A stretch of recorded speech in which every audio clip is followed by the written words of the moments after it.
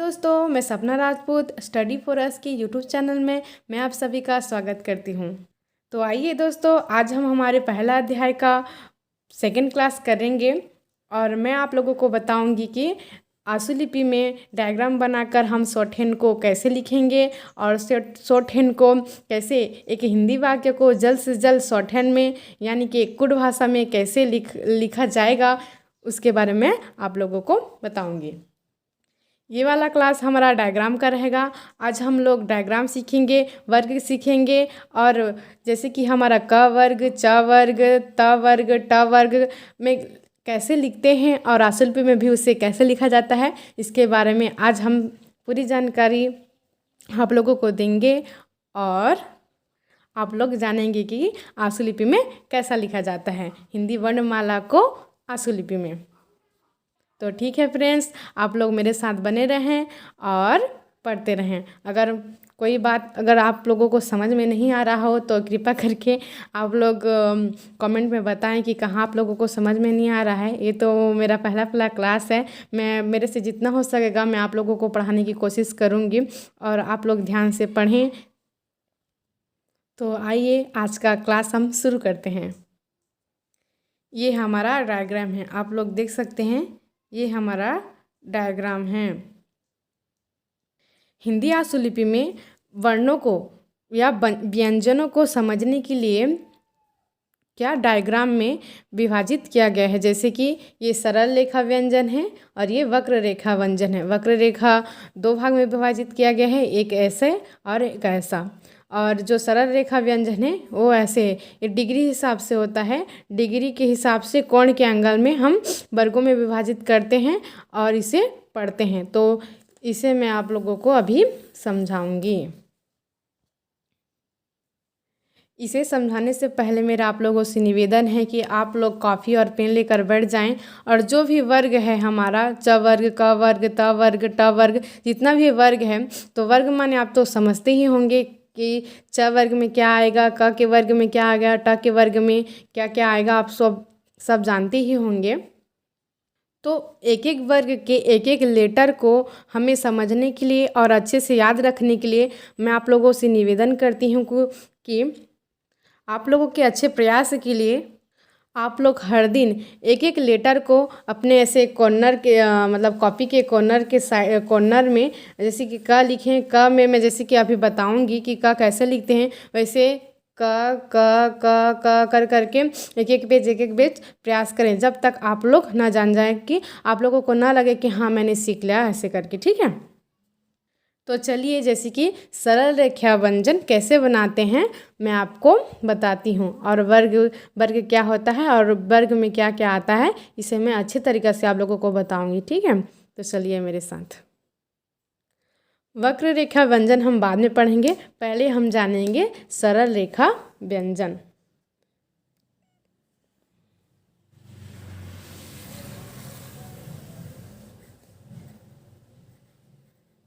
रेखा व्यंजन, सरल रेखा व्यंजन।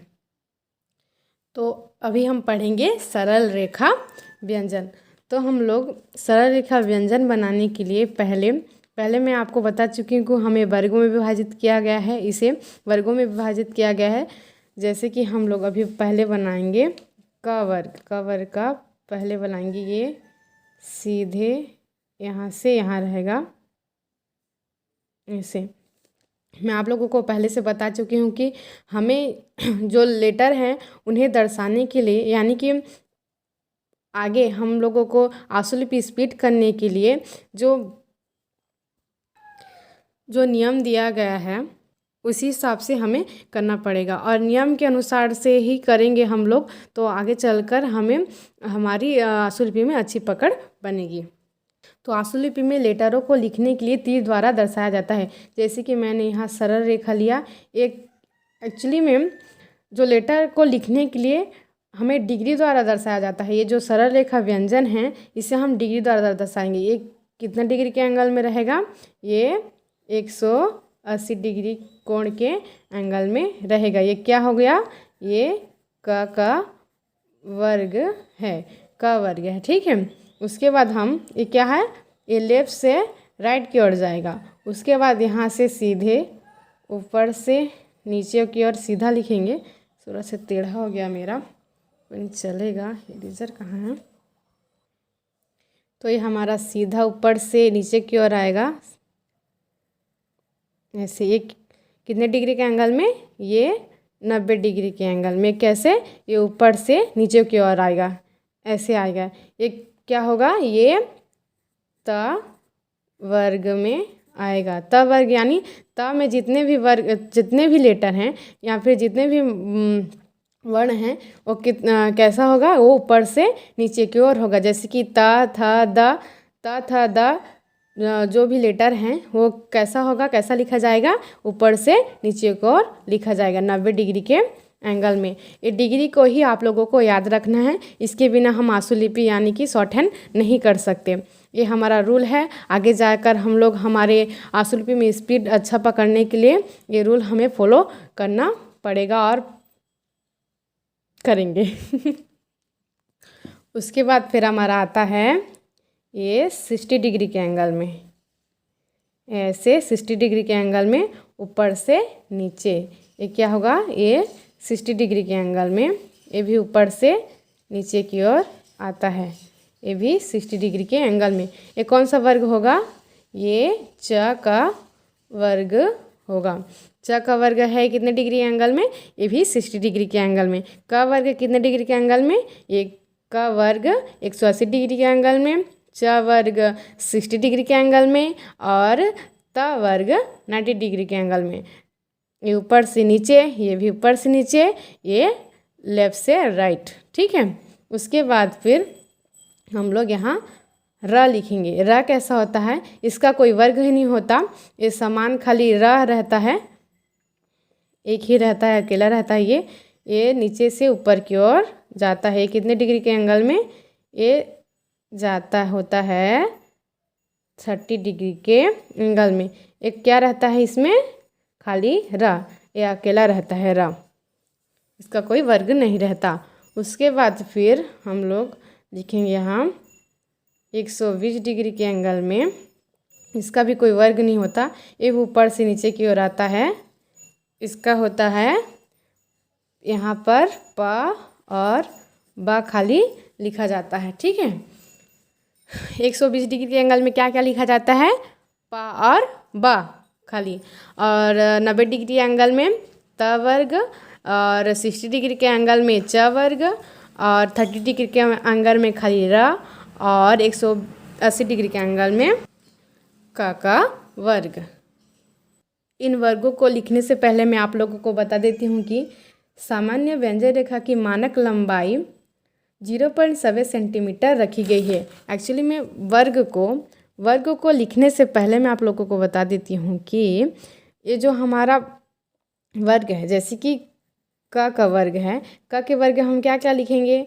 क लिखेंगे, ख लिखेंगे, ग लिखेंगे और घ लिखेंगे। ठीक है, तो क ख ग। तो हम लोग यहाँ क्या पढ़े कि क का वर्ग जो होता है, यानी कि क में जितने भी आते हैं, जैसे कि क ख ग जो भी आते हैं वो कितने डिग्री के एंगल में रहेंगे? 180 डिग्री के एंगल में रहेंगे। और कहाँ कैसे होंगे?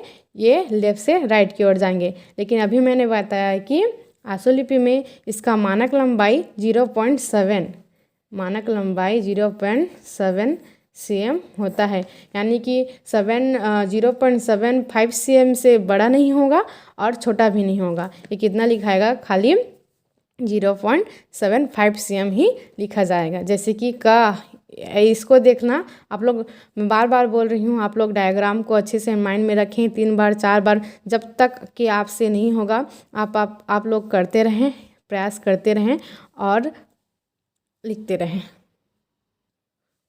तो डायग्राम को देखकर हम कैसे लिखेंगे? ये हमारा क, तो क नीचे की ओर से नीचे में ऐसे लिखा जाएगा। और मैंने पहले आप लोगों को बोला था कि हमें आंसुलिपि का जो भी लेटर होता है, जो भी वर्ण होता है, उसे हमें गहरा और हल्का और कार्ड से दिखाया जाता है हम लोगों। तो हम लोग यहाँ पर जानेंगे कि क और ख हमारा हल्का रहेगा, जैसे कि हम लोग इधर हल्का लिखेंगे, लेकिन जो ख रहेगा क के जैसा ही रहेगा, लेकिन बीच से काट दिया जाएगा। उसके फिर ग और घ भी, घ गहरा रहेगा, ऐसे एक ग है एक घ है, लेकिन घ को बीच से काट दिया जाएगा। और इन सभी का आप लोग लंबाई देख सकते हैं, ये भी इतना ही लंबा है जितना ये है, और जितना ये है उतना ये भी है, और इतना है इतना वो भी एक, बस एक ही फ़र्क है, इन दोनों हल्का हल्के हैं और ये दोनों डार्क डार्क हैं। इसे बीच से काट दिया गया है, इसे बीच से काट दिया गया है। आप लोगों को समझ में आ रहा है कि नहीं दोस्तों? प्लीज़ कमेंट में बताएं और मेरे चैनल को लाइक करें फ्रेंड्स, क्योंकि ऐसे ही मैं आप लोगों के लिए आगे का वीडियो ला सकूं करके मुझे कमेंट करें और बताएं। ये क्या हो गया? क का वर्ग। उसके बाद हम पढ़ेंगे च का वर्ग। च का वर्ग, च के वर्ग में क्या क्या आता है? च, छ, ज और झ। तो एक ऐसा हुआ है, ये क्या है 60 डिग्री के एंगल में, किंतु ये क्या हुआ है ऊपर से नीचे की ओर आता है। तो हम यहाँ लिखेंगे च, छ।